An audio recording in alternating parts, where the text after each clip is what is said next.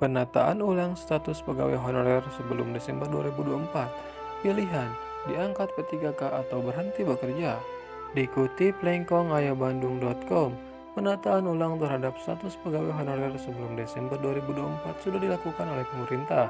Kemenpan RB memperkirakan bahwa jumlah pegawai honorer yang belum diangkat menjadi P3K pada tahun 2024 ada sebanyak 1,6 juta.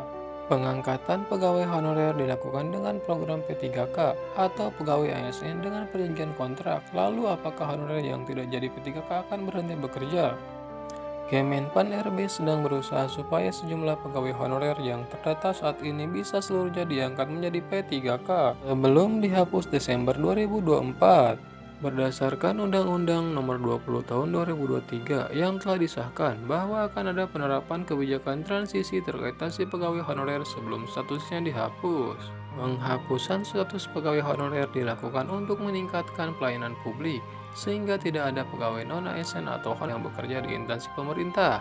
Pegawai honorer ini tidak boleh dipecat, dan pemerintah harus punya kebijakan khusus dalam menyelesaikan permasalahan nasib status pegawai honorer pada tahun 2024. Di sisi lain, Kemenpan RB menyampaikan bahwa yang akan menjadi prioritas dalam pengangkatan honorer menjadi status P3K adalah bagi mereka honorer kategori 2 atau tahap 2. Rencana terkait nasib 1,6 juta tenaga honorer di tahun 2024. Nantinya mereka akan diangkat menjadi P3K melalui tes. Adapun formasi khusus yang akan disiapkan oleh pemerintah. Bagi tenaga honorer yang tidak lolos dalam seleksi P3K tidak perlu khawatir, karena pemerintah akan membuatkan kebijakan transisi terkait nasib honorer yang tidak lolos. Pembahasan nasib pegawai honorer dalam peraturan pemerintah ditargetkan akan segera rampung di pertengahan 2024 mendatang.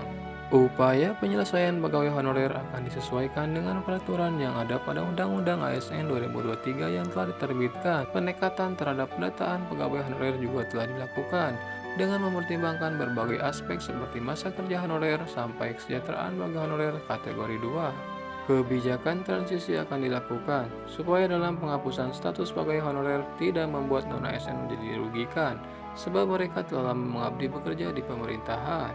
Pegawai honorer yang sebelumnya bekerja dengan memenuhi persyaratan tertentu nanti akan diangkat menjadi P3K, namun akan lebih bagus lagi jika mereka bisa diangkat menjadi PNS. Tapi, pemerintah tengah memfokuskan kuota lebih untuk formasi pelamar honorer menjadi P3K, karena nantinya P3K ini akan terbagi menjadi dua, P3K paruh waktu dan P3K penuh waktu. Selama proses penataan honorer menjadi P3K melalui peraturan pemerintah, dipastikan juga bahwa pendapatan honorer tidak akan menurun.